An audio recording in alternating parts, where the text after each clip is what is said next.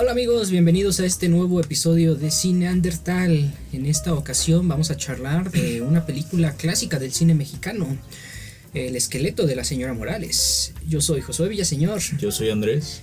Y quédense con nosotros para esta hora de spooky, terror y miedo y asesinatos. Y humor negro. Humor negro. Comenzamos. Y aquí voy a poner un intro, aunque seguramente solo voy a dejar esto, que se me va a olvidar. Que se lo imaginen. Sí, imaginen el intro y la canción. Es algo como la canción de Michael Myers. Sí. Quedaría tal vez también algo como de Beetlejuice, ¿no? Beetlejuice es muy cool. Sí. Ese personaje me agrada demasiado. Pero bueno, ok. ¿Qué hay con esta película, Andrés? ¿Hace cuánto la viste? Bueno, la vi ayer. Ajá. ¿Qué te pareció? Me pareció que hablaba del corazón, viejo. Yo creo que el corazón es un cazador solitario. Y este hombre, el personaje principal que se llama Pablo Morales, es un romántico empedernido que lleva las consecuencias de su amor hasta la última consecuencia. Consecuente. De su consecuencia. Sí. Lleva las consecuencias del amor hasta los últimos recovecos, que serían básicamente matar a la persona que amas, conservarla y así poder dedicarte plenamente a adorarla todos los días de tu vida. Esto sería como una apología al crimen romántica. ¿Sabes? Me estoy cuestionando si vimos la misma película. Oye, viejo, no me quedé con nada de lo que acabas de decir. Yo vi cosas. No me pareció. Vi cosas, viejo. Y sé cosas. No me pareció en lo absoluto lo que me contaste. El horror. Dijo, ya, supéralo, fue el podcast pasado. Cierto. Yo seguía pintándome la cara mientras veía esa película. Yo creo que esta película del esqueleto de la señora Morales nos cuestiona un poco sobre nuestras concepciones sobre el asesinato. ¿Es un crimen? ¿Siempre será un crimen? ¿Hasta qué punto es válido el tener que soportar una vida miserable con tal de preservar los votos de una iglesia en la que ni siquiera crees? Porque el señor Morales es, a luces prácticas, un ateo empedernido, no es particularmente devoto religioso. Sí, yo creo que si el cura lo hubiera tratado bien, hubiera sido católico. Pero esta cinta siento que ahonda sobre los temas en los que se basa, o en los que, bueno, que fueron un punto de reflexión para Arthur Machen, el escritor del cuento en el que se basa esta película. En el cuento de Machen, El misterio de Islington, se narra un asesinato bastante similar al que ocurre en la película, pero este acontece en Inglaterra, aunque el narrador de esta historia parece ser una persona que está leyendo el periódico o que es un entendido en temas de asesinatos, porque empieza hablando sobre algunos otros crímenes que fueron mediáticamente muy llamativos, y hasta cierto punto parece que adopta esta visión de Thomas de Quincy del arte como el asesinato como una bella arte, y empieza a analizar o a divagar sobre lo artístico y lo elevado en el asesinato, y da con este caso al final y le llama la atención específicamente por las características, y se lamenta un poco que no haya sido tan mediático como un caso que se dio también en Inglaterra, en el que un tipo asesinó a su esposa y después se fugó con su secretaria. En este caso él dice que si el tipo se hubiera quedado en su casa, si no hubiera salido del país con la secretaria, nadie se hubiera dado cuenta de que mató a su esposa. Su error fue intentar escapar, y recalca lo bien logrado del asesinato que inspira la película, en que el protagonista o el que comete el asesinato se aguanta e intenta mantener una máscara de aquí no pasó nada, de inocencia. Lo maneja muy bien, y algo que vamos a ver muy diferente con respecto a la película es que en el cuento el tipo no es capturado, es juzgado, pero es declarado inocente y no tiene el final del personaje de la película, que es algo muy llamativo. Y ahora que ya empezamos a hablar un poco sobre temas específicos de la cinta, se activa la alerta de spoilers. Si no han visto la película, pueden encontrarla en Facebook, pero recuerden la recomendación que siempre damos aquí: consuman lo original, compren la película o busquen una plataforma que la tenga. Yo no esperen sé. a que la pasen en el 2 también. No, es más como En del el 22. 9, en el No, 22. Es del 22, no es del 2, No viejo. sé cuál es el 22. ¿Es el canal cultural? El cultural, sí. Ok, Sí. cultural. No veo esto en el canal 2 porque tiene una. Sí sale en el 2. No, te voy a decir por qué no sale Salió en la el 2. naranja mecánica. En el viejo. 5. Y salió Amores Perros. Sí, también. pero muy recortadas y muy maltratadas, viejo. Muy reducidas. Serían no vale. Son un insulto. Sí, es básicamente como si le dijeran a una chica: vas a follar con este negro. O sea, pero le vamos a cortar el pene 20 centímetros. O sea, es eso, es lo mismo cuando te pasan una película en el 5 o en TV Azteca. Una buena película, muy oscura y muy tétrica. Le quitan todo lo importante. Ajá, le quitan 20 centímetros de pene y así no sirve. Pero sería 20 minutos de largometraje. Largometraje. Largometraje. Entre comillas. Bueno. If you know what I mean. Sí, ahora sí vamos con el esqueleto de la señora Morales. Esta película empieza mostrándonos a la señora Morales. Es casi el primer personaje que conocemos. Una mujer maltratada. Por ella misma. Básicamente es mujer casos de la vida real que se lo está contando a un padrecito. Sí, le está contando lo mal que todo su esposo lo trata, mucho que sufre. En general es una Magdalena hecha y derecha, porque lo suyo es quejarse. Creo que esta mujer tiene una visión sobre la santidad que involucra el sufrimiento, pero ella, al no tener elementos en su entorno para sufrir más los que, aparte de los que ella se puede generar, empieza a construirse un mundo en el que sí puede ella convertirse en una santa por medio del sufrimiento. O sea, se genera una visión tan distorsionada de la realidad que llega a ser cómica, pero si uno piensa que está casado con una mujer así, no puede sentir más que pena y dolor por sí mismo. Yo no quisiera tener a nadie así en mi vida. Su esposo nos procura mucha misericordia o nos genera esa clase de sentimiento. Yo creo que este personaje, uno de los personajes principales, que es Gloria, la esposa, tiene una visión tan negativa de lo que es la vida, que se hace sufrir a sí misma, pero tampoco puede soportar que haya felicidad a su alrededor. Entonces también quiere acabar con la felicidad de las personas próximas a ella, en específico de su sirvienta y de su esposo. Sí, solo de estos dos, porque con todo su otro contacto, su familia y su congregación son cómplices de su mentira. Y ahora que estamos hablando un poquillo sobre lo que rodea a la señora Gloria, creo que tenemos que hablar de su esposo, el doctor Morales. ¿Cómo se llama? Pablo Morales. Pablo Morales, que es genuinamente lo que podemos entender como un buen tipo. Es muy alegre. El buen tipo. Es como el dude en su versión mexicana del pasado. Sí, pero un poco más funcional, porque tiene un empleo que él. Y tiene como ideas muy claras del alcohol, no más de una copa. Sí, eso es como muy sorprendente, ¿no? Es un hombre recto de verdad. Dice: yo no me alcoholizo, ocasionalmente le hago dentro un traguito, pero no me emborracho. Y en general es un tipo decente, simpático, se lleva bien con los niños, no le gustan engaña los a su animales. esposa. Exactamente. Si yo tuviera una esposa así, viejo, a la semana la engaño.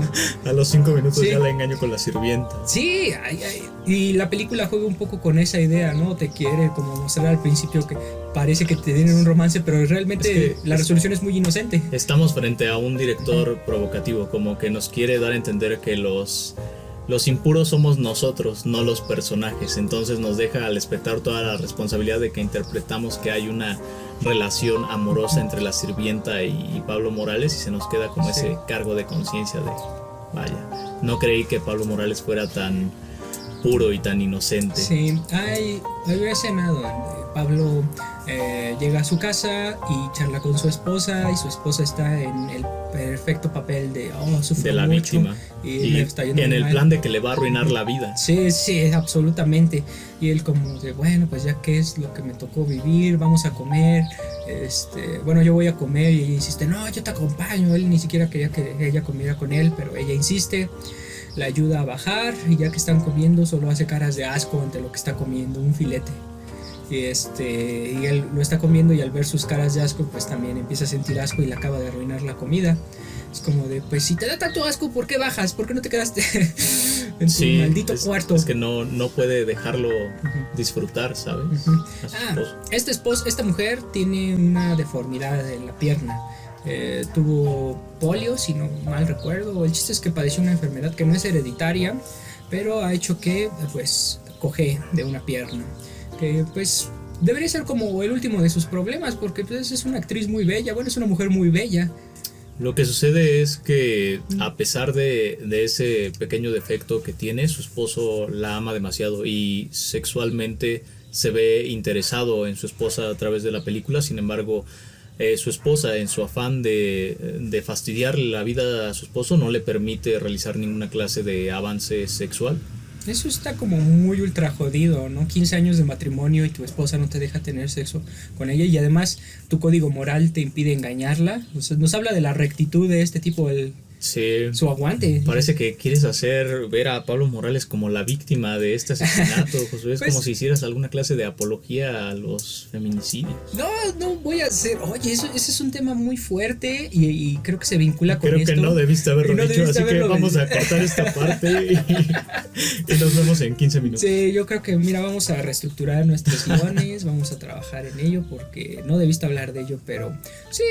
Es que la película es muy juguetona con este concepto del asesinato y nos muestra que pues no todos son claroscuros, y la sensación final con la que te despides de esta cinta es que a veces el asesinato es justificable. Nos debe de quedar claro que esta película es un producto o está dentro de la contextualización del humor negro. Entonces todo lo que vemos aquí es una forma de expresar el humor negro sin importar la situación extrema a la cual estamos expuestos como público. Sí, pues hace una... Es como si fuera un chiste llevado a la pantalla grande. Es una burla a los conceptos de la moral. Pero a pesar de todo, bueno, no nos adelantemos hasta el final, pero mantiene cierto, podríamos decir, respeto, o no intenta como romper el esquema de alguien que comete algo malo, es castigado, no es castigado, o sea, intenta mostrarnos que hay consecuencias de nuestros actos. A pesar de que sean justificables, hay cierto orden divino que va a castigarnos o va a hacer que... Yo creo que esta es la visión moralizante del director mismo, o de la persona que hizo el guión, que en este caso es Luis Alcoriza. Es un trabajador bastante importante dentro de la cinematografía mexicana. Y yo creo que nos da esta lección porque... le gusta jugar en el guión con lo que piensa el espectador, y nosotros, como todo espectador neurótico, recordemos que todo neurótico, neurotípico fantasea con ser un perverso. Lo que esperamos como audiencia es que le salga algo bien a este personaje de Pablo Morales al final, y vemos que al final es recompensado con su buena dosis de castigo. Entonces, como audiencia no nos vemos complacidos en este caso. Otro punto o otra ocasión dentro del film donde es provocado el espectador es cuando Pablo Morales va con una persona que le hace un favor, específicamente le ayuda con la compra de una cámara, y al ir con esta persona se menciona que esta mujer es viuda. Entonces esto puede generar en el espectador pensar que es una buena opción para reemplazar a su esposa. Sin embargo, no vemos que esto suceda, no vemos que el personaje principal alcance la felicidad, y eso nos deja un tanto insatisfechos como audiencia, pero es algo muy bien trabajado y planificado por el guionista. Bueno, vamos por partes. Ya comentamos un poco sobre su esposa, un poco sobre cómo le arruina la vida al señor Pablo. Y en esta escena que comentábamos hace un momento sobre cómo hace que Pablo sienta asco por el filete que está comiendo, ella después se va a visitar a algunos amigos, y aquí viene como una de las escenas más divertidas de toda la película. El señor Pablo va con con la sirvienta, y cuando creemos que precisamente se nos va a confirmar nuestra creencia de que estos dos tienen algo, él se le acerca y le dice: se fue la señora, ¿sabes qué significa? Y se miran así muy perversamente, y hasta el ángulo de cámara nos induce a algo bajo y oscuro. Hasta un filetote de este tamaño. Y unas papas fritas. Y la sirvienta: oh sí, por amor de Dios, sí. Y esa es la conjura del Esa es señor. la gran traición Sí. del esposo en contra de la esposa. Después de 15 años de martirio, esa es su venganza. Sí. Comer un buen filete con papas fritas.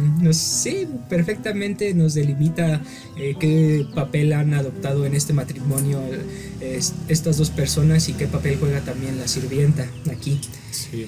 Y después vemos que pues la esposa del señor Morales tiene un grupo religioso con el que se encuentran cada cierto tiempo, van a la casa de la señora Morales y charlan, y ella por lo general aprovecha para quejarse de su triste vida y de lo mal que la trata su esposo, y ellos, su congregación intenta como mantenerla a flote y decirle que todo va a estar bien, y ella se ve que los tiene muy bien trabajados, porque el padre y las mojigatas estas la ven a ella como una santa, como una mujer que ha sufrido mucho y como una persona que se ha ganado ya el camino del cielo. También en este grupo hay alguien muy divertido que es el historiador, que siempre es interrumpido, que es un pésimo orador, y cada vez que va a tomar la palabra empieza con: yo como historiador, en mi papel como historiador. Parece que cree que el ser historiador le da cierta clase de autoridad moral. Que es tiene algo muy extraño. una capacidad para percibir cosas que los demás no, pero evidentemente su grupo social no está interesado en su opinión, porque lo interrumpen casi siempre cuando empieza a hablar, y este hombre queda reducido, pero ese es su papel, el de que le roben la palabra. Y está otra mujer también que tiene el papel básicamente de ser la mujer que va al baño cada 2 minutos. Que tiene problemas en su vejiga. Porque la operaron y tiene que salir, y solo vemos cómo cruza las piernas y tiene que salir corriendo. Pero pues estos son como los personajes más destacados dentro de la cinta, que van a jugar un papel más importante. El señor Morales tiene un sueño, que es comprarse una cámara. Y cada cierto tiempo va a la tienda de electrónicos a ver una cámara, y ha entablado cierta amistad con la mujer que trabaja ahí en el mostrador, y le muestra una cámara que ha llegado recientemente, que tiene por lo que se ve es de muy, muy buena calidad y a un precio más o menos accesible. Pues el señor Morales dice: esta es la buena. Además la mujer le dice: le voy a hacer un descuento. Esto ya tiene que llevársela, esto ya es por orgullo, tiene que comprarla. El señor Morales tiene cierta cantidad guardada, mil pesos. Bueno, 1200 costaba la cámara, pero él tenía 1000 en el Jaguar, que es como la mejor alcancía que he visto en mi vida, viejo. Yo quiero una alcancía así, de una cabeza de Jaguar. Considerando que quieres un baúl de bebés para guardar cosas. No lo llames un baúl de bebés, es un ataúd de bebés. Es un ataúd de bebés. Para usarlo como baúl. Es que baúl. Lo que le digo a Andrés es que a veces pasas por una funeraria y ves los ataúdes de bebés y dices: eso es perfecto para guardar así como cosillas que vas acumulando en tu cuarto. Es perfecto, viejo. Cómprate una caja de plástico, viejo. No, ya tengo varias, pero el ataúd de bebé te da más caché, viejo. Tiene más estilo. No. Es normal que si consideras eso creas que es una buena alcancía la cabeza de un jaguar. Pero es que no es el jaguar como disecado. Es que está el jaguar y le quita los dientes y atrás está el dinero. O sea, es perfecto. Algo importante es mencionar que la profesión de este señor Pablo Morales es que es un taxidermista. Y tiene pues en su negocio se dedica básicamente a vender, por ejemplo, abono y esqueletos para las universidades, para los médicos. Y a disecar animales. Eso es más o menos sus labores. Y parte del odio que le tiene su esposa es que este trabajo, según ella, le hace que tenga cierto olor muy molesto a cadáver. Pero bueno, el señor Morales desea comprarse esta cámara y llega a su casa y se da cuenta que su esposa tomó el dinero para donárselo a la congregación porque quieren comprar algo de un nuevo altar, si no mal recuerdo. Sí, reparar un altar. Y el esposo pues se molesta porque no es el dinero de ella, y además la cuestiona desde su perspectiva religiosa de por qué tienes que ser tú más que los demás, ¿no? ¿Dónde está la humildad? ¿Dónde está el aceptar que no somos más que los otros? Y así logra hacer que ella le regrese su dinero. Es como, porque ya se los había embolsado el padrecito, sí, que es como el jefe de esas reuniones. Sí, y pues va muy feliz a comprarse la cámara. Utiliza la cámara para las mismas cosas que yo utilicé mi cámara cuando la compré, pero luego... ¿Que tomarle fotos a los niños de la calle? A los perros. Ya sabes, les tomas fotos a los perros y las imprimes en blanco y negro y son arte, viejo. Eres arte. Sí. El del municipio dice que eres una plaga, pero yo creo que eres arte, perro. Y le toma fotos a los niños, a los perros, a alguno de sus animales. Pasa cercanos. Un buen momento de felicidad con su cámara. Es muy curioso que algo tan simple pueda generar dicha, ¿no? Él como que le da una bofetada a Buda y a todos los que dicen que el desapego genera la verdadera felicidad, porque el señor Morales genuinamente se percibe feliz por un objeto, o sea, y es algo muy pequeño, ni siquiera no es como que se haya hecho millonario o algo así. Sí, no es algo grande, es solo una cámara y genuinamente lo hace feliz.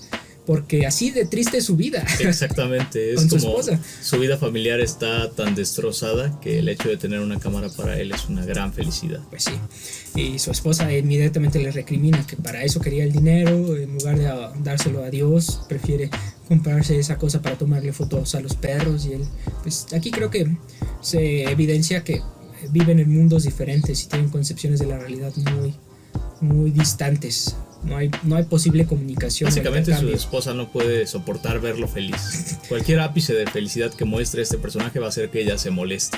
Y al verlo feliz, pues ella cae en un estado aún más de enojo, lo que hace que en algún momento desee matar al halcón que tiene el águila que tiene por mascota el señor Morales en su taller. Y al percibir esto, la criada Meche decide detenerla y la señora Morales la despide y le dice que va a acusarla de que le robó cosas y de que le robó a su marido que le robó cosas y que la va a refundir en prisión. El señor Morales llega y la señora Morales destruye su cámara, viejo. Qué momento más triste para el cine mexicano. Rompe su cámara, despide a su Meche. Estuvo a punto de envenenar a su águila, viejo. Es una mujer monstruosa, es una mala mujer. Nasty woman. Imagínate si tuviera las piernas completas. Sí. No sé, es que al principio esa mujer te invita un poco a sentir pena por ella, por su condición de lisiada. Pero después te das cuenta que ella necesariamente se amarga más la vida, más de lo que debería ser. Y en su búsqueda por el dolor y por la tristeza busca que su esposo caiga en él, y él simplemente no puede entrar en ese círculo. Él todavía alberga la esperanza de ser feliz. Sí, destruye su cámara y él ni siquiera en un estado de furia puede lastimarla, pero ella empieza a gritar: ¡oh, no me pegues, por favor! Oh, para que los vecinos escuchen. Y él se queda así como de: ¿qué demonios estás hablando, mujer? Yo nunca te he pegado. ¡Ah! Y grita y camina y corre. Y el señor Morales al final tiene que salir huyendo de su casa, y los vecinos que están mirando desde sus ventanas se asustan al ver cómo se acerca a una de las ventanas y grita. Empieza a gritarles. Sí. Y después regresa y ve que algo ocurrió en su casa y descubre a su cuñada y a su cuñado atendiendo a su esposa, que está en cama con golpes que él no le propinó. Es como de wow. ¿En qué momento llegó hasta ese punto, golpearse a sí misma para encajar dentro del papel de soy la víctima? Es una conspiración tan grande para que se siga manteniendo esta mentira que ha creado su propia esposa. Sí, y en esta conspiración construida participa la hermana de la señora Morales, la hermana de Gloria, su esposo, el esposo de Gloria, la comunidad religiosa, los vecinos. Creo que el único padre, el cura, el único asidero que tiene el señor Morales son sus amigos. Cantina. Sí. Los amigos de la cantina. Sí, que son muy geniales, y ahí se da como una de las charlas que nos hablan un poco de la temática de esta cinta. Que nos van preparando. Encaminando al crimen. Uno de los amigos del señor Morales es muy asiduo de las novelas policíacas, y el señor Morales, entre que juego, le comenta que muchas de las personas que son, en las novelas, las personas que son atrapadas tras cometer un crimen fue porque no pudieron soportar solo la presión. se quebraron y terminaron delatándose. Pero si alguien pudiera mantenerse firme y fingir que no realizó nada, y además pudiera diseñar un escenario en el que se le juzgara y resultara inocente, pues todo sería solucionado y no habría ningún problema. Sí, no pretende ocultar el crimen, sino ser juzgado y salir exonerado. Que es un movimiento muy astuto, aunque pienso, por ejemplo, como en la sociedad mexicana, si cosas así ocurren, de un tipo que la opinión popular considera que es un asesino y lo liberan, lo van a linchar. Sí, también puede ser que época vayas a juicio y aunque seas inocente te declaren culpable. Sí, bueno, pero en el escenario que el doctor plantea es como de eres culpable, pero logras salir inocente del juicio y la opinión pública te exonera, cuando en la realidad pues te conviertes como en un paria, porque principalmente por la mala prensa, ¿no? Sí, no solo por la mala prensa, sino por la poca fe que tiene la gente en general sobre el sistema judicial, ¿no? Tal vez en esa época era como bien visto, o se consideraba que sí podía impartir justicia. No, el sistema judicial, que era funcional, y que si te consideraba inocente, pues era porque a fuerza eras inocente. Pero en esta época, cuando alguien que aún siendo inocente y es juzgado y resulta que es inocente y sale a la calle, la gente lo trata como si siguiera siendo culpable. Como Gloria Trevi, ¿no? Fue juzgada, exonerada y sigue siendo culpable para mí. Para ti, bueno, aunque Gloria Trevi podría ser un ejemplo precisamente de lo contrario de lo que yo estoy diciendo, porque ella puede tener su vida de rockstar. ¿Sabías que Gloria Trevi puede hacer que se baje este podcast si estamos hablando de ella y se está diciendo que es culpable? Sí, me lo imaginé, dijo. Yo por eso no mencioné su nombre, no quiero saber mucho de ella. Temo que un día despierte y ella esté al lado de mi cama mirándome con su mirada de tiburón, viejo, tranquilo, sin expresión, viejo. Y cante y se vierta una Coca-Cola en la entrepierna. No te preocupes, esa clase de faceta ya pasó por su carrera artística. Ahora ya solo se desquita con sus criadas, por lo que he escuchado. Pero bueno, dejando de lado a Gloria Trevi, antes de que esto se convierta en el Andrade Trevicast. En boquitas pintadas, sí. Cast. Esta mujer destruye su cámara, convence a sus parientes de que su esposo la golpeó, y también a su congregación religiosa, y hay una escena donde el cura está diciendo que el castigo le va a llegar de arriba, y en efecto le llega de arriba porque su cuñado le da un golpe con una pistola con la cacha de la pistola. Sí. Ese cuñado es de lo peor porque anteriormente lo amenaza, le dice que si deja a su esposa él se va a encargar de asesinarlo. Sí, dice, yo no sé qué haría. Y le muestra la pistola, es como, me estoy dando a entender. Sí. Muy directa. Eso sí ya está como ultra jodido, no le deja ninguna opción a este pobre hombre. No te puedes divorciar. Como él lo dice, me acorralaste tanto que hasta el ratón más pequeño se defiende cuando está acorralado. Hubiera decidido atacar.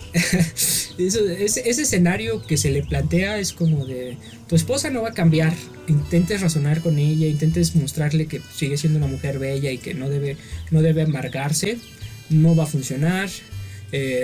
Las personas a tu alrededor no van a permitir que te apartes de ella porque pobrecita, y estás bajo amenaza de muerte todavía. Y es una vida condenada a ser calumniado constantemente. O sea, todos van a pensar siempre que eres un monstruo, un golpeador y un abusivo. O sea, el escenario que se le plantea al señor Morales es, o sea, terrible, es como para suicidarse. Probablemente contarían como atenuantes ante este asesinato. Sí, pues sí, es que insisto, si ves la película desde esta perspectiva, pues te das cuenta que el hombre tenía la razón al respecto de querer asesinar a esta mujer porque no le quedó otra manera de tener una vida plena. Ya no decir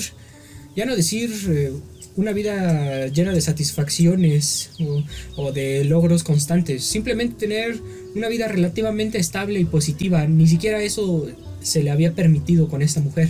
No me atrevería a decir que está justificado. Yo diría que se merece la cárcel si la cárcel es un lugar tranquilo. Pero hasta la cárcel es mejor que lo que... Si la cárcel se le presenta como una celda en la cual tiene donde dormir, donde hacer sus necesidades, va a tener sus 3 comidas y va a trabajar, eso es una buena opción pagar su pecado. Hasta para él el ser capturado y juzgado era una victoria, porque decía, pues, si no me atrapan, soy libre y llevo mi vida normal, y si me atrapan, pues trabajo duro, comidas constantes, un techo sobre comida mi cabeza. Segura. Sí, fue un paraíso. Yo pensaba como formar parte de una pandilla, güey. Sí. Como que se imaginaba en la Los celda, latinos. fumando crack, güey, siendo feliz, Sí. escuchando rap, güey. Sí, o sea, hasta ese escenario era mucho mejor que estar con su esposa. Este hombre literalmente Fantaseaba con eso, con estar en la cárcel, güey, haciendo ejercicio, Sí. poniéndose todo mamado, güey. tatuándose una calavera. La vida loca, güey. Vestido de pachuco, güey. Sí, o sea, hasta ese escenario se le presentaba tentador. Creo que él ya no tenía nada que perder excepto sus cadenas. Exacto. Y bueno, entonces tras verse agredido físicamente, juzgado por la sociedad y sin ninguna manera para poder escapar de ese infierno llamado vida, decide asesinar a su esposa envenenándola. Yo digo que ahí también fue como su error, ¿no? Nada más estabas ponerle veneno a los huevos. No. De hecho, creo que en algún punto lo menciona, ¿no? Porque dice algo se me olvidó. Lo que pasa, destruir la evidencia del veneno. Solo una parte del veneno, porque idea un plan para matar a su esposa envenenándola, y su esposa cada mañana se hace la famosa polla. Para los que nos escuchan en alguna otra parte que no sea México, la polla, y son en España, yo sé que tienen una idea de lo que es la polla, pero no es lo que están pensando. No es eso. La polla es una bebida que se suelen preparar las personas, en especial en la mañana. Es como un desayuno ideal, en teoría, que consiste en un par de huevos, algo de leche, en ocasiones se agrega canela, jerez y azúcar. A veces el azúcar, a veces jugo de naranja. Puede variar dependiendo de regiones. Suena horrendo. ¿Sabe bien eso, Josué? No, sabe horrible. De hecho, es básicamente lo que se tomaba Rocky, ¿no? No, Rocky solo tomaba el huevo. Solo tomaba huevo. Ese tipo es todavía más duro. El tema creo que asquea a muchas personas es el huevo. El huevo crudo. El huevo crudo. Yo no tengo ningún repelús contra el huevo crudo. Yo me hacía cuando veía. Recuerdo que cuando recién empecé a practicar box, tendría como unos 12, 13 años, y había visto a Rocky y hacía eso de los huevos crudos en la mañana. Dios mío, qué horror. Lo sé, es horrible. Pero la consistencia puede sacarte un poco de onda. Pero el problema con el huevo es que puede tener salmonela. O sea, ese es el principal problema. Y además, las proteínas del huevo se asimilan mejor si antes lo cociste. Si lo tomas crudo, la asimilación proteica es más reducida. Entonces, por eso es recomendable mejor cocinarlo. Y es más un poco como un mito de la vieja escuela deportiva y también de la nutrición, que tomar huevo crudo es muy nutritivo. Te hace ver muy rudo. Sí, eso sí. Eso es lo que importa, la estética del tipo rudo. Sí, en la mañana ves a un tipo que se levanta y se desayuna 2 huevos como crudos. Que dices, este tipo sí va en serio. Está entrenando duro, o sea, va a vencer a Apollo Creed, no hay de otra. Sí. Pero, bueno. Ganar o la muerte, fíjate. Esta mujer se hacía sus pollas con la leche, huevos, y nuestro protagonista decide ponerle veneno a los huevos y al jerez. Le inyecta veneno a los huevos. Yo digo que eso era lo único que necesitabas, ¿no? Estabas inyectando a los huevos. al jerez, a la botella de jerez. Esa la tenías que dejar así. Él quería, tú sabes, hacerlo todo completo, cubrir todos los rubros. Para más muerte. Sí. ¿Por qué le agrega veneno a las dos? Sí, para más placer. Y el chiste es que la señora Gloria se hace su polla y se muere porque... también me encanta ese veneno porque te mata casi al instante en que lo tomas. No necesita ni ser digerido. No puedes procesar que estás al borde de la muerte. Es algo instantáneo. Sí. Gloria hace su batido y se lo toma. Cae muerta. Y aquí el señor Morales empieza con un proceso de trabajar con el cuerpo. No te muestran mucho de ello, pero lo que nos muestran es que trabaja en el cadáver con alcohol en las manos. Se desinfecta adecuadamente, algo que ella siempre le indicó que tenía que hacer cuando se le acercara. Para no molestar al cadáver. Sí, para no molestar al cadáver, mucho alcohol en las manos. Incinera el cuerpo, se ve que también quema algunas partes de sus pertenencias, ropa y algunas maletas, para generar el escenario de que ella en realidad se fue a Guadalajara con una tía que no existe, que no es real. Oh, miren, creo que sí, es hora de sacar el fierro viejo, amigo. El deber nos llama. Y el Cory aulla. El horror. El horror. El horror. El horror es cuando pasa el miedo. Tiene los flashbacks de Vietnam, güey, tu perro. Sí. Oh, the horror. Bueno, se muere, procesa el cuerpo y evidentemente pues las personas que eran allegadas a Gloria empiezan a preguntarse dónde rayos está, ¿no? Primero es la gente de la congregación, le preguntan al señor Morales dónde está Gloria y él dice pues se fue, no sé muy bien a dónde, pero escapó y bla bla bla. Ellos como que no lo creen al principio porque es muy inusual. Luego el señor Morales coloca en su taller, que se puede percibir desde afuera porque tiene una gran ventana, el esqueleto de una persona que tiene una pierna, una rodilla deforme. E inmediatamente pues el cura un día pasando por ahí ve el esqueleto y dice, oh, esto es muy raro, su esposa desapareció y ahora coloca un esqueleto con una rodilla. Desde ese momento para ese grupo de la población ya es culpable. Sí. El señor Pablo Morales. Pues se llama a la policía y al señor Morales pues lo detienen. Y en el juicio se habla por el principio de que pues en realidad no hay ningún móvil. Y si lo ves desde afuera, pues tiene razón. La casa era propiedad de él. Su esposa era una santa. Y él, aunque fuera malvado, pues nunca tuvo razones para asesinar. No había motivos, ¿no? Y esto agregado al hecho de que ese esqueleto está construido con partes de diferentes cuerpos y que había radiografías que mostraban que la malformación, la deformidad de la señora Morales fue producida por una enfermedad y no tendría que ser como lo que se veía en los huesos que estaban ahí. Entonces, sí, lo importante era corroborar que esa pierna no le pertenecía a su esposa. Sí. Pero da a entender hasta cierto punto que el cráneo sí era de ella, porque le habla al cráneo. Lo que sucede es que yo recuerdo que en la película cuando incinera a su esposa, de lo que se encarga es de destruir toda evidencia, o sea, de llevarla a la ceniza. Entonces todas esas partes que tenga ese cadáver, yo lo que entendí es que eran de otras personas. Solamente ese cadáver es un cebo para que lo enjuicien y es una prueba que él implantó para constatar su inocencia. Ok, pues a mí me parecía eso, pero es válida tu observación. Y de hecho recuerdo que los peritos mencionaban que el cráneo era de una mujer mayor, la mandíbula era de un adolescente. Bueno, iban mencionando que las partes que era un del cráneo, cuerpo, era ¿sí? un esqueleto compuesto. Ajá, que las vértebras eran de yeso. Entonces, pues ese cuerpo no correspondía al de la señora Gloria. Era nada más carnada. Uh-huh. Y pues tras esto, el señor Morales es exonerado, sale libre, celebra con sus amigos. También se ve que el cura y la congregación se arrepienten y le muestran que pues se sentían culpables por haberlo acusado y que esperaban que Gloria estuviera en un mejor lugar. Antes de que se presenten a darle como esta tenderle la pipa de la paz al doctor Morales, hay una escena donde él se presenta con el cura que es bastante memorable. Bueno, pero lo de la paz es un poco antes a cuando va con el cura, porque esa escena del cura es previa a la última fiesta, a la fiesta donde ocurren ciertos acontecimientos. Sí, es previa a la fiesta. Sí, primero pues la congregación, principalmente las mujeres, porque el cura se mantiene ahí un tanto distante. Luego está con sus amigos celebrando, bla bla bla bla.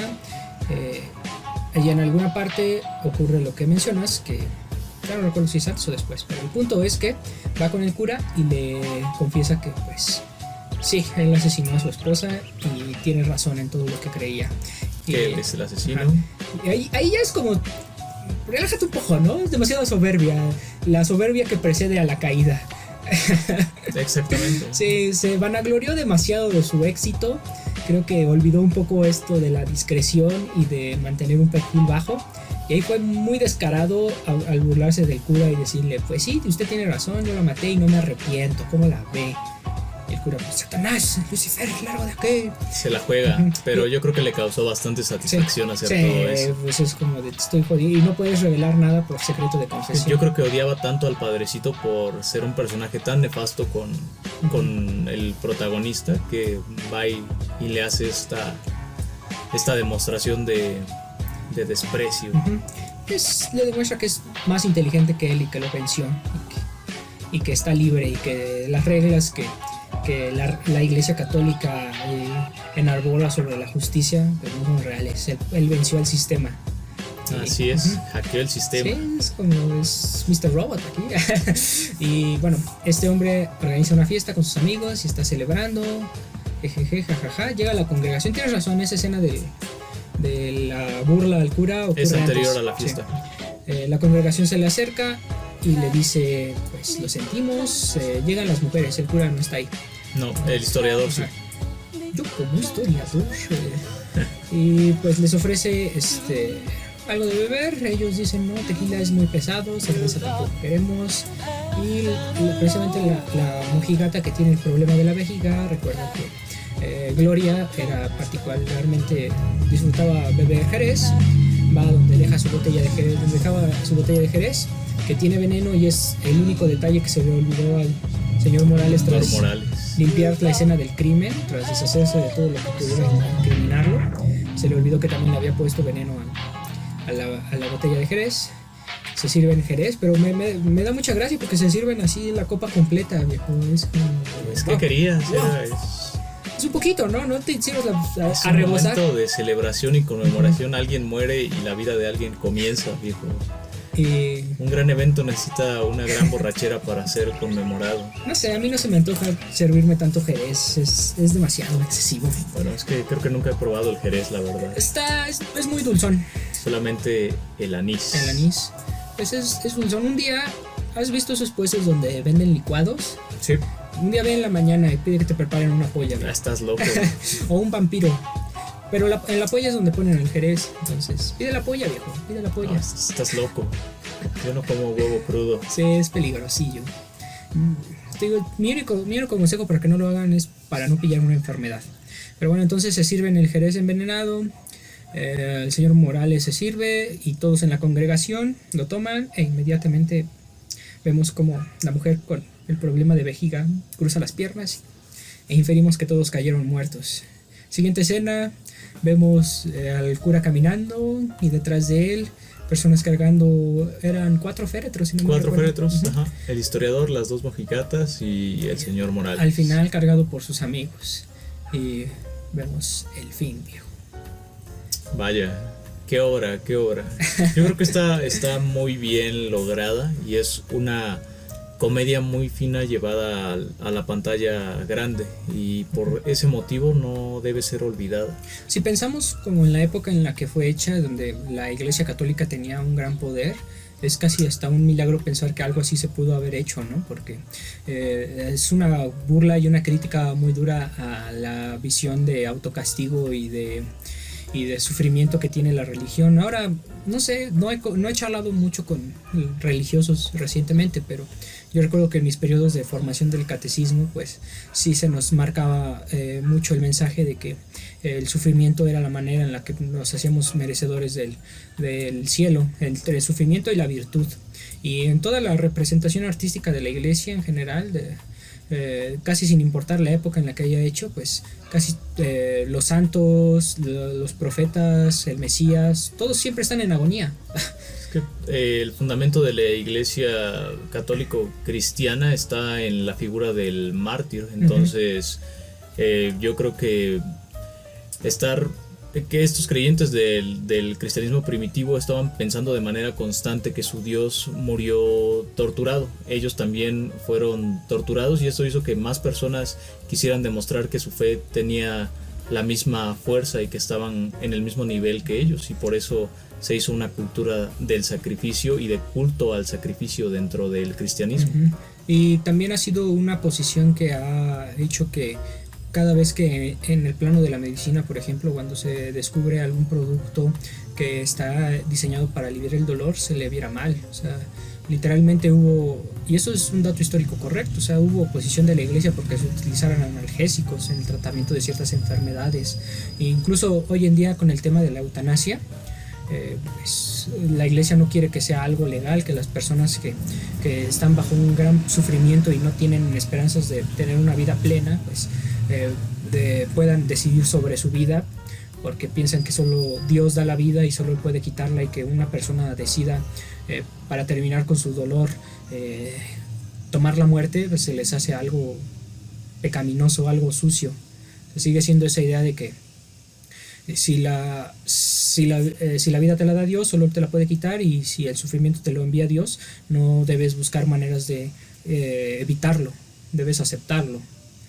Sí, creo que estas personas al adorar tanto el sacrificio y la figura del mártir, lo que buscan al no ser torturados por un ente externo es arruinar su vida a ellos mismos, o sea, procurar que les vaya mal y que no sufran, no disfruten su existencia para así poder agradar a su Dios, ¿no? Hacían prácticas en los monasterios, recuerdo, como ponerle cenizas a las comidas para hacer que supieran mal. Entonces ni siquiera los simples placeres de la vida eran dignos para una persona que se encuentra o que pretende estar cercana a Dios. Sí, hay una exaltación del ascetismo y del sufrimiento que digo que no encaja ya del todo en la sociedad moderna. Creo que y hasta la religión ha sido consciente de ello, y pues este tipo de filosofías o este tipo de ideas ya no se mencionan, ya no se traen a colación durante los sermones de los curas, y se acepta que la medicina está ahí por algo. Y en general, cuando una persona religiosa se enferma y se acerca a un tratamiento médico, y si le dices oye, pero esto pues es creado por la ciencia, no es creado por Dios. Dios te dio la enfermedad, debes quedarte con la enfermedad, ¿no? Dice, bueno, pues también inspiró a los científicos para que crearan una cura. Eso es lo bueno de tener como una creencia tan general, o que se puede saltar tantas leyes de la lógica. Siempre vas a encontrar una manera de adoptar. En este caso, el descubrimiento de los analgésicos o de cualquier procedimiento médico que te haga aliviarte del dolor, lo puedes integrar. Es parte como de la versatilidad de las ideas de la iglesia, que posiblemente guarden este comentario, pero tal vez en futuros años veamos que el tema de la homosexualidad ya va a ser tratado de otra manera como se hace ahora. Tal vez el tema de la eutanasia, porque va a buscar adaptarse a las ideas de los nuevos tiempos. El tema de las drogas también. Pues es como toda pseudociencia, ¿no? Cuando lo que está postulado en la teoría no compagina con la realidad, lo que hacen es cambiar sus postulados para adaptarse a la nueva realidad que les toca vivir. Pues sí.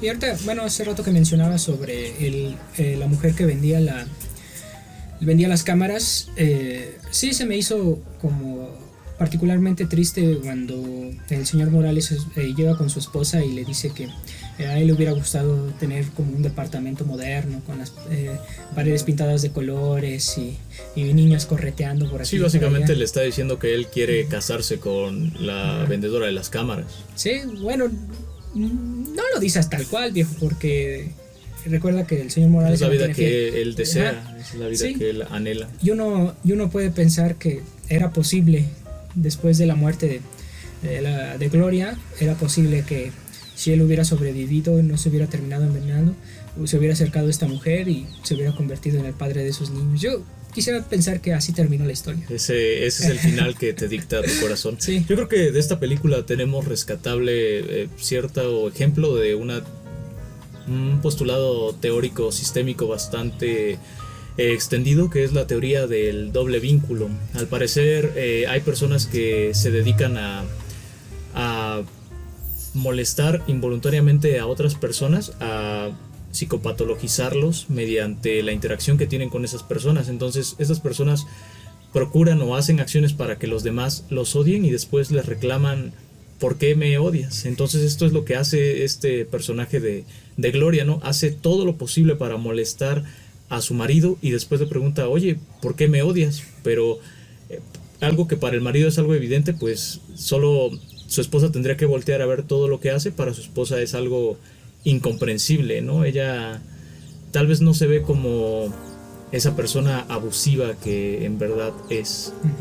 Tal vez si pensamos como en escenarios que no son dentro de esta película, una versión de la cinta vista desde la perspectiva de la señora Morales, y seguramente verías que el señor Morales sí la golpeaba o sí la trataba mal, ¿no? Alucinaba cosas, sí. Su salud mental es muy cuestionable. O sea, el hecho de que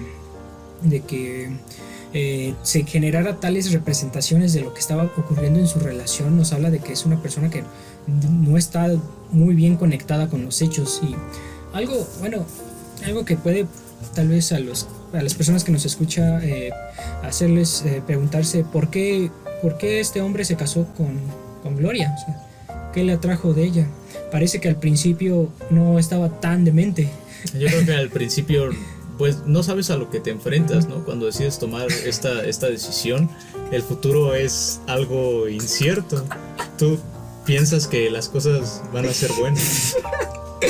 Perdón, sí, y además, bueno, con el tema de la religión. El tema de la religión es que parece que muchas personas, casi todos en México fuimos formados en la religión católica, una gran parte, sino por otra religión, ¿no? Y por un tiempo podemos vivir con ello con cierta estabilidad, no le damos tanta importancia a la religión, pero conforme se va desarrollando la vida, hay ciertas personas que empiezan cada vez a adentrarse más, y lo que era algo que podía serles útil para sentirse bien consigo mismos se empieza a convertir en un elemento patologizante, o sea, algo que les genera una enfermedad. Entonces, no diría que toda religión genera una enfermedad, pero diría que a ciertas personas la religión sí les genera una enfermedad. No, si lo llevas a un extremo, acaba siendo definitivamente perjudicial para el individuo. Muy patológico, y te digo que al menos esta cinta, al criticar esa patología, me resulta muy acertada, y en la época en la que se ha hecho. O sea, pienso que incluso hoy en día puede haber obras creaciones artísticas que son más temerosas a la hora de hablar de la religión, pero esta película, aún en su contexto y en su época, se aventura a ser muy dura con esa visión religiosa, y no ataca la religión, ataca a un enfoque de la religión, el enfoque de los obsesivos, el enfoque de la gente enferma, de la gente masoquista, ¿no? Sí. Que disfruta hacerse sufrir y hacer sufrir a los demás. Sí, y yo espero genuinamente que quienes nos escuchan no terminen casándose con una mujer así, que en principio parecía más o menos mentalmente estable, pero después se deschavetó. Yo también espero eso, viejo. Algo que quería abordar también sobre esta cinta es el hecho de que está contextualizada dentro de el humor negro. ¿Quieres hablar algo del humor negro? ¿Tienes alguna definición del humor negro que te gustaría compartir? Yo estuve pensando al respecto y creo que el humor negro sería una clase de chiste o de burla que hacemos de una tragedia, pero de una tragedia que es significativa para alguien. Entonces, de alguna forma, hacer esta burla, hacer este chiste, lo que nos permite es poder sobrepasar un obstáculo que en la realidad es irresoluble. O sea, no puedes obviarlo, no puedes rodearlo, tienes que pasarlo de una forma solamente simbólica, porque no lo puedes pasar por medio de una forma real, y esa es la función que cumple el chiste ante la tragedia: mantenernos vivos, completos, cohesionados como individuos, y nos permite seguir caminando y seguir con nuestra existencia. Sí, bueno, ahora que tocas este tema del humor negro, creo que en efecto hay muchas situaciones que son o generan unas respuestas viscerales muy intensas en el ser humano. Cuando presencias un evento histórico o una situación en la que por lo general alguien sale tremendamente herido o ocurre una tragedia, es algo que va a estar ahí, y que por más que pienses en ello, no vas a poder sacarlo ya de tu cabeza, y va a modificar hasta cierto punto tu manera de entender la realidad. Una manera de afrontar esto puede ser intentando analizarlo de manera detenida, racionalizarlo, y otra cosa es aplicar el humor. Yo recuerdo que hay una antología por ahí de la editorial Osada, donde se llama Antología del Humor Negro, que toma algunos extractos de muchos libros donde algunos autores precisamente ejercen el humor negro, ¿no? Y en ocasiones pues se referían a situaciones como la violación, el homicidio, que siempre va pegado a cosas que en primera instancia generan una respuesta visceral y de rechazo total entre las personas, pero son cosas que hables o no de ellas van a estar ahí. Y el humor, creo que nuestra experiencia personal siempre ha sido una herramienta para poder lidiar con esas cosas que están allá afuera en el mundo, con las que no podemos negociar, no podemos modificarlas, no podemos hacer que desaparezcan. Pero nos permite afrontar la realidad desde otra perspectiva. Sí, y bueno, algo que quería aparte mencionar sobre la fuente de esta película, el cuento de Arthur Machen. Este autor tiene otro libro llamado el libro Pánico, que es una compilación de cuentos donde a uno de los personajes que aparecen en estos cuentos le da un diálogo muy interesante con respecto a la maldad. Para el personaje de este cuento, no recuerdo su nombre, pero recuerden, el libro se llama El libro Pánico. Es una compilación de cuentos que están relacionados entre sí. Este personaje considera que el mal es una herramienta para la búsqueda de lo más elevado en el ser humano. Piensa y hace una comparación con el tema de la santidad. Las personas que buscan la santidad buscan regresar a un estado de cierta ingenuidad, de cierta, no diríamos que ignorancia, pero sí desprecio o no interés por las crudas realidades del mundo. Un estado de gracia que te conecta directamente con Dios, y al estar conectado con Dios, pues no puede haber cabida para lo terrible o lo grotesco. Es como volver a ser niños, de acuerdo a la visión de este personaje. Pero cuando buscas la maldad, estás virtualmente convirtiéndote en un ángel caído. La maldad se convierte en una herramienta para desarrollar tu intelecto y para desarrollar tu sensibilidad.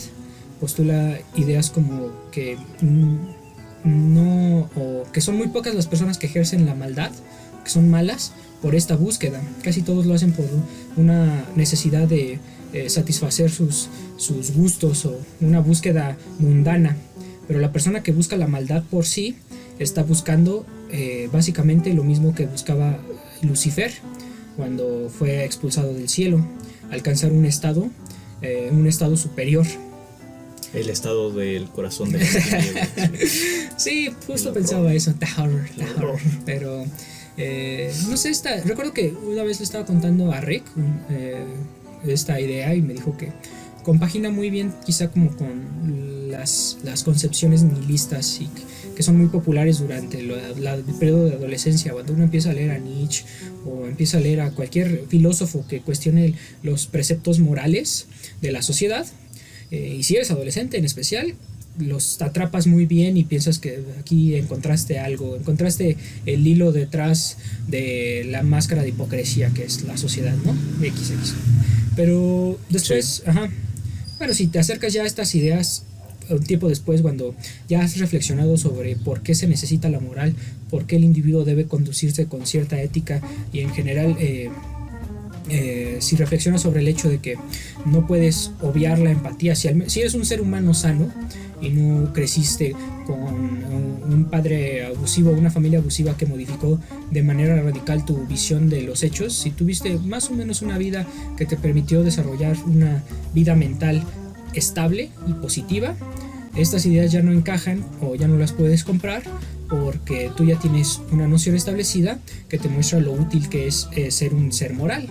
Lo que sucede es que cuando vas creciendo tienes una perspectiva más crítica y más cauta de esta clase de ideas que intentan acabar con lo preestablecido. Uh-huh. Y además también está el hecho, pienso yo, de que tu experiencia te va mostrando que tú no vas a ser el joven lleno de energía que eres en ese momento. O sea, en algún momento vas a empezar a envejecer, vas a empezar a necesitar de los otros y a la vez te vas a dar cuenta de que vas a necesitar la piedad de los demás si quieres tener una vida más o menos aceptable durante los años en que tal vez no te puedas valer por ti mismo. Y cuando eres adolescente, pues eres pura energía. No crees en la misericordia. Y sientes que tú puedes aplastar todo lo que se te ponga enfrente. Y hay un extracto de una conferencia que muy interesante que dio Margaret Mead, una antropóloga muy popular muy reconocida en su campo, donde le preguntaron a esta mujer que en qué momento consideraba que había surgido la civilización humana, y ella decía que consideraba que se encontró el registro fósil de una persona que había tenido la cadera quebrada, un hueso quebrado muy importante, y que se había curado. Entonces ella infiere que fue ese el momento en el que surgió la civilización, porque a esa persona que había tenido la fractura alguien más la cuidó y estuvo pendiente de ella durante todo ese tiempo. Cuando un animal se fractura en la naturaleza, lo dejan morir.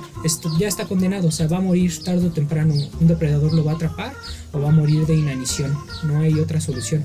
Pero en el caso del ser humano, en el momento en el que nos preocupamos por el otro y nos aseguramos de su bienestar para restaurar, para volverlo a un estado en el que pueda valerse por sí mismo, es cuando surge la civilización. Creo que ese es uno de los pilares básicos de la cultura universal humana, que pensamos en nosotros y nos preocupamos por los otros, y aunque pueda ser tal vez una perspectiva egoísta, porque cuidamos a los otros para que cuando llegue nuestro momento alguien más nos cuide, eso garantiza cierta la perpetuación de ese sistema. Puede ser una búsqueda egoísta, pero es una búsqueda que funciona al final de cuentas. Pero también forma parte de la cohesión del grupo, entonces el hecho de hacerlo nos preserva como sociedad, como conjunto. Pues es parte de los, digamos que la argamasa que mantiene unida a la especie, como un ente social.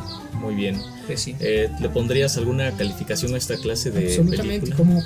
como voy a calificar su nivel de humor. Su nivel de ¿Tú la humor vas a ver negro. como una comedia? Sí tiene muy fuertes elementos de una comedia. Pero no como una película. ¿Dirías que la comedia está aparte del cine? Bueno, mira, si quieres, no, es que como una construcción humorística, yo le puedo dar un 9, porque me hace reír y toca temas muy viscerales.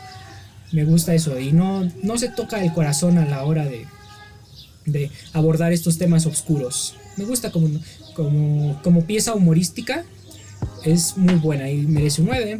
Como película, no sé, es que no tengo tantas herramientas para criticar el cine de la época de oro. Es muy buena, está muy bien grabada, pero hay que aceptar que también lo que queda de ella, la calidad de imagen es muy mala.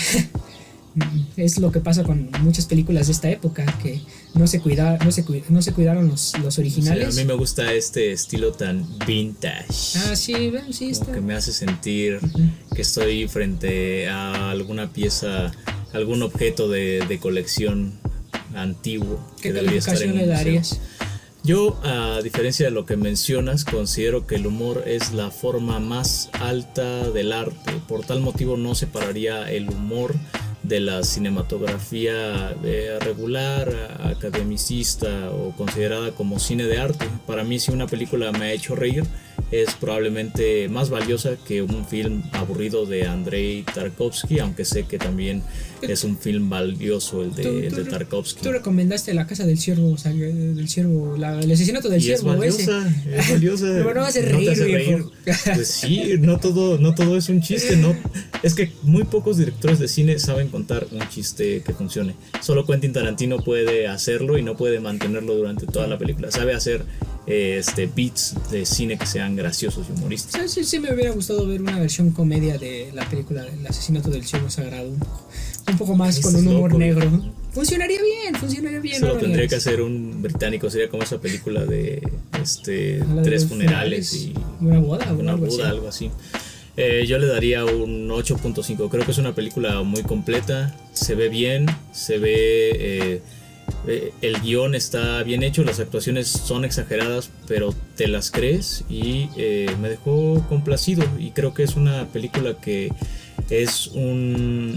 hace cuenta de todo lo que estaba vigente en su tiempo, y es muy interesante ver cómo funcionaba la sociedad en ese momento y cuáles eran los valores que estaban detrás de toda esa estructura social. Entonces, como un documento artístico, yo creo que es relevante y no debe ser olvidada. Por tal motivo le daría un 8.5. Sí, yo también como cinta le estaría dando un puntaje similar, pero a lo que iba con el hecho de la distancia de tiempos es que esta idea de las actuaciones también siento que dista mucho como de lo que actualmente se hace en una película. como que estas películas de la época de oro, películas de los años 40, 50 en México, parecen hasta cierto punto haber sido hechas por personas que sentían que estaban interpretando en realidad una obra de teatro. El tema de que constantemente parece que no se comunican con los personajes de pantalla, sino se comunican con los espectadores porque son conscientes de que los están observando. Por eso son buenas actuaciones y convencen, pero ese estilo de actuación que ya no se emplea es palpable, y eso es lo que a veces puede, creo que Sí. a muchas personas que no están acostumbradas Yo a este tipo de creo que cintas, causa ruido, pero hay que considerar que Su época. el cine va por etapas. Entonces esta era la etapa donde todavía no se descreía tanto del método teatral. Entonces uno ya debe estar acostumbrado a que si ve una obra de este tiempo va a encontrar actuaciones de ese tipo, las cuales no son malas, simplemente se disfrutan de Son una manera distinta. diferentes. Es como leer un libro que cuenta una historia, un cuento, una novela y una obra de teatro. Son distintas, pero al final las dos son disfrutables. Sí, no demerita en absoluto su valor como obra artística. Así es. Que creo que ya no hay nada más que decir. Es la recomendación todo. de la semana. Si ya la vieron, comenten qué les pareció. Si tienen alguna recomendación, déjenla en la caja de comentarios. Nos escuchamos la próxima semana con otro episodio de Cine Neandertal. Adiós. Adiós. Oh, sí.